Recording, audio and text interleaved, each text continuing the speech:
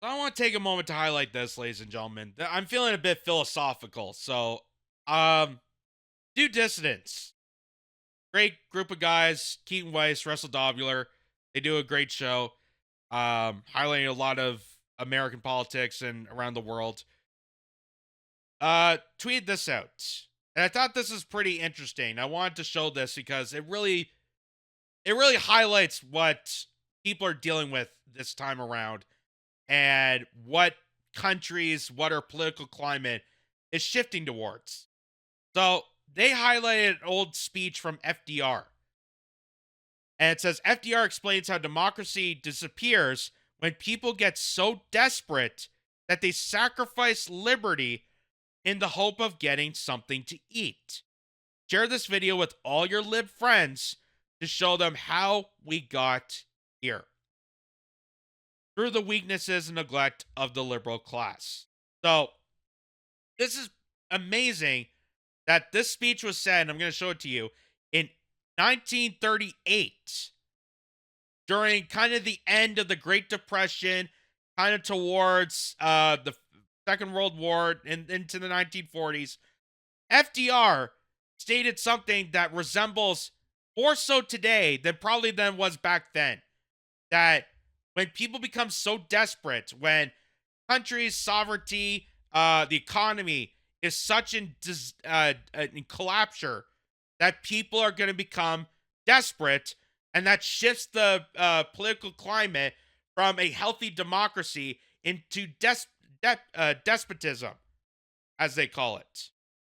That people will give up their liberty, they'll give up their freedoms, they'll surrender their fate to a totalitarian regime in order to get a hot meal, in order to survive in this state of affairs that we're in right now.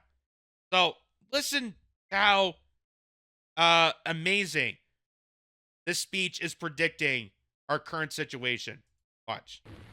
In recommending this program, I am thinking not only of the immediate economic needs of the people of the nation, but also of their personal liberties, the most precious possession of all Americans. I am thinking of our democracy. I am thinking of the recent trend in other parts of the world away from the democratic ideal. Democracy has disappeared in several other great nations, disappeared not because the people of those nations disliked democracy, but because they had grown tired of unemployment and insecurity, of seeing their children hungry, while they sat helpless in the face of government confusion, government weakness, weakness through lack of leadership in government. Finally, in desperation, they chose to sacrifice liberty in the hope of getting something to eat. We in America know that our own democratic institutions can be preserved and made to work. But in order to preserve them, we need to act together, to meet the problems of the nation boldly, and to prove that the practical operation of democratic government is equal to the task of protecting the security of the people. Not only our future economic soundness, but the very soundness of our democratic institutions depends on the determination of our government to give employment to idle men.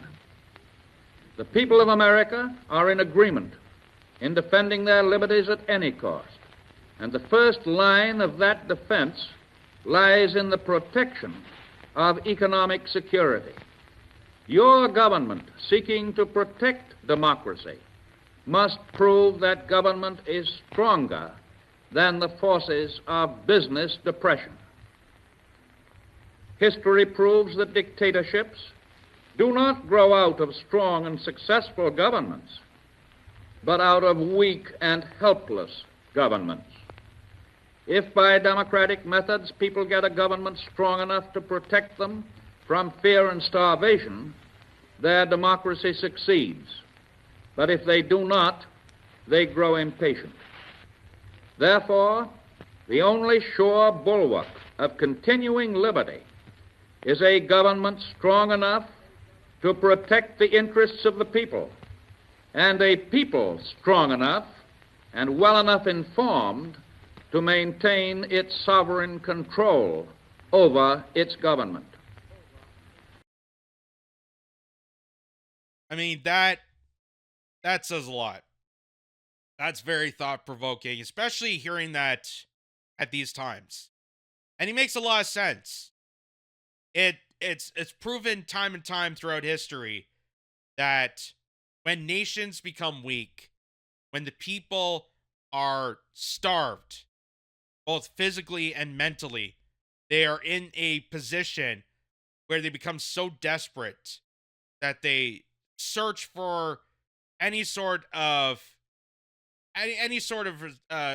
outcome to get themselves out of this jam, even if it's a fascistic, totalitarian, authoritarian, or a right-wing opposition. No matter what cost, that they will throw in the towel to give up their freedoms, to give up their liberties, to give up their civil abilities, and their freedoms to coordinate with whatever force can get them out of this jam. And this has been the ultimate guidebook for, if you ever read Confessions of an Economic Hitman, if you ever read any sort of publication that highlights how these Third Reich kind of fascist states like Germany, the Soviet Union, how these totalitarianism governments flourished, not because people thought, oh, everything's going so great, I just want to vote my liberties away. No, it's because it is operated that we starve the people and force them into the direction of totalitarianism. Just like what is happening here. That we're starving the people. We're starving them. We're adding fuel to the fire. We're causing chaos to emerge. Everything is just absolute, complete catastrophe. The economy is collapsing. Housing crisis. People are homelessness. The reason all this exists, the reason all this is happening, it's not just neglect. It's not just the fact that politicians are so unintelligent to combat these problems.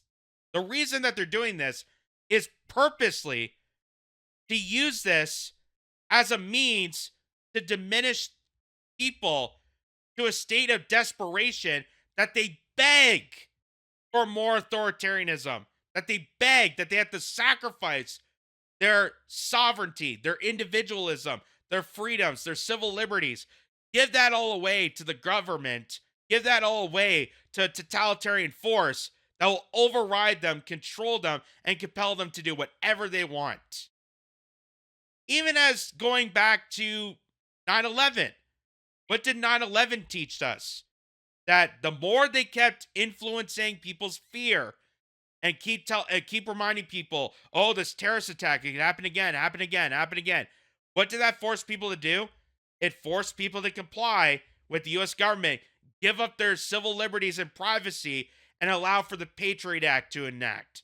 The Patriot Act that was already pre-written before 9/11 even occurred.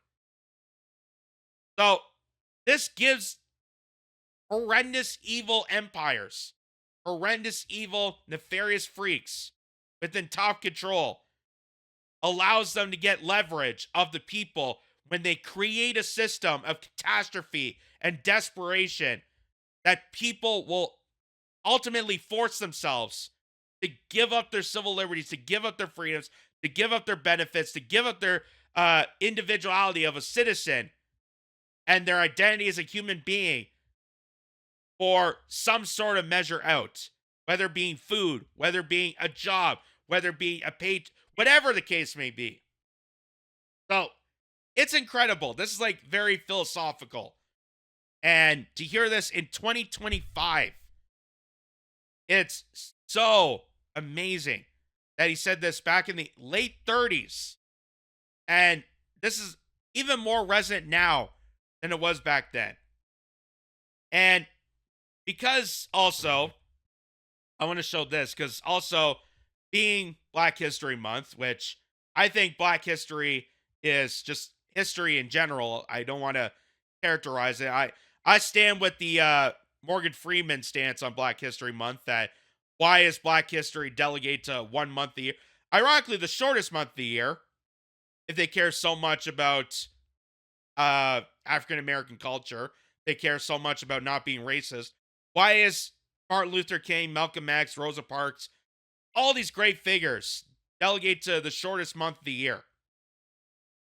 It's just an absolute farce. But I agree that with Morgan Freeman that it should just be part of history. But here's Martin Luther King Jr. in his speech to Stanford talking about how uniting people, how people in the top tier, whether being Democrat or Republican, use these same measures to make people desperate and angry towards each other, and how we need to unify the working class, whether being black or white or whatever color, credence, or religion, sexual orientation, no matter where you come from, how we need to coordinate people together to focus on common goals. And this is what ultimately MLK started with the Poor People's March. That everyone considers him a liberator when it comes to civil rights. That's true. But they also forget and try to pigeonhole the fact that Martin Luther King Jr. was also a member to fight for the working class, regardless of race. And that's what made him a pariah towards the establishment, to the point that he was assassinated. Because the minute you start talking about economics, the moment you start talking and directly picking and pointing the eye of the beast, that's when things get hectic. And here's what he says about it.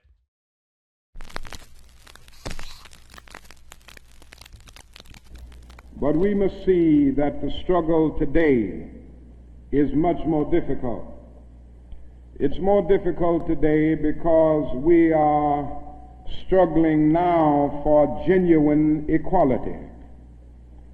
And it's much easier to integrate a lunch counter than it is to guarantee a livable income and a good, solid job.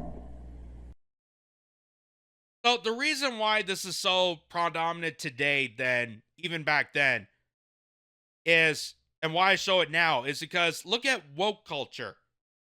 Okay, look at all the companies that are so expressive when it comes to Pride Month and Black History Month and acknowledging all these identities and, DEI pyres. Why do companies do that? Because for them, it doesn't cost them a penny. It doesn't disrupt the capitalist system if they allow a black woman or a gay man or whatever to take positions in higher up roles, to use DEI. That's why BlackRock started using it. BlackRock was one of the spearheads that started using DEI and woke culture and brought that towards other companies to do that. Why? Because it will distract the American public and the rest of the public to think that they're on board with you when really they don't change whatsoever. They can put a gay flag on the CIA. It doesn't stop them from intercepting and bombing other communities. It doesn't change their practices, but it does cover and give a cover to what they're doing. And he's exactly right there. It's easier to do that than to actually deal with economics, give people a living wage.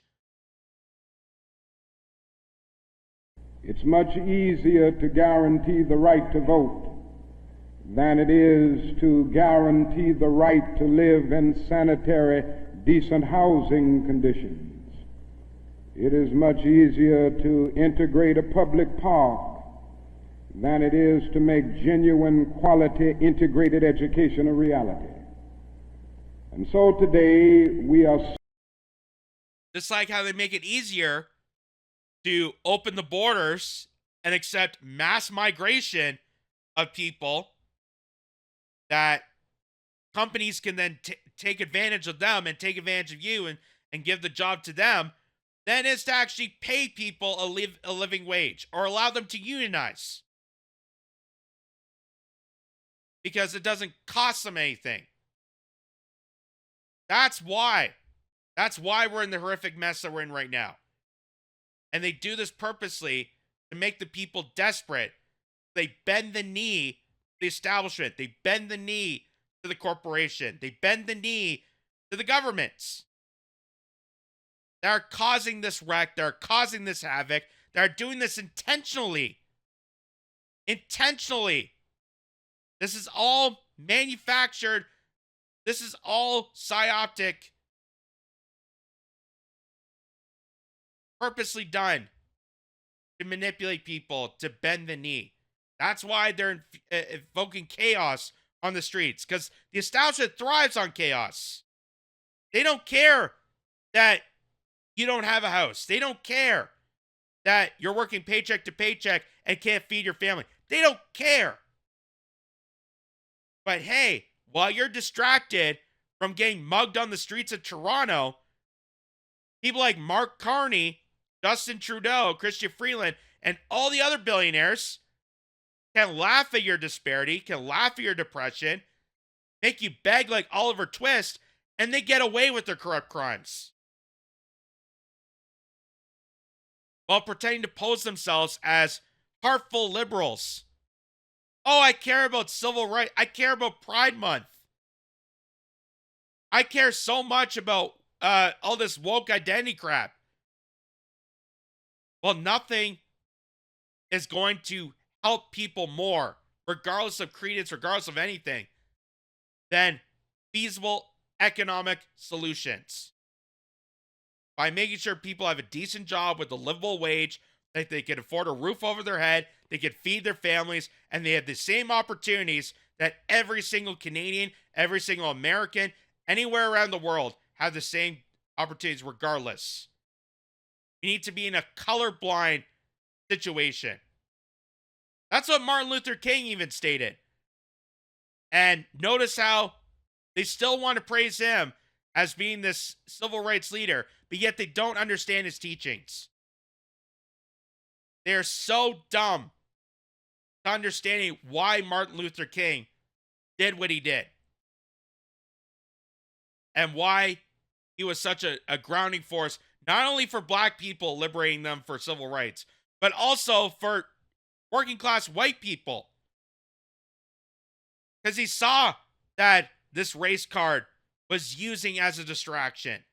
It was used to divide us. And that's from the top down. Struggling for something which says we demand genuine equality. There you go. Two famous speeches from history that is ever more present today than it was back then. That all this identity crap, all this stuff about LGBTQ, fighting on bathrooms, is all a distraction to keep us in chaos to the point of desperation that we bend the knee for authoritarian rule. That's what happened with COVID. That's what happened right now.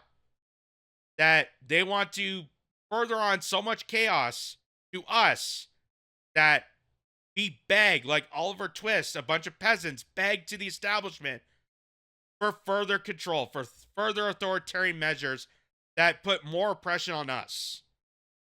Because these are people that do not care whatsoever.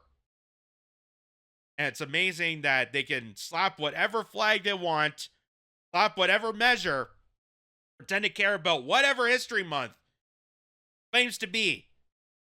It doesn't change the fact or practice that they commit against people. It doesn't change anything. But it is a virtue signal for people to be distracted enough and dumbfounded enough to think that these companies actually give a damn. That, oh, you can't be mad at, Nike, because they got a pride flag. You can't be mad at the military because they're allowing gay people, even though they're bombing people in other countries that are probably also gay. It doesn't change anything, but it keeps you distracted enough and keeps you desperate enough, angered and paranoid and freaked out enough that you'll eventually bend the knee to the establishment, bend the knee to whatever possible solution, even if it's the worst case, out of it. And that is what is known as despotism.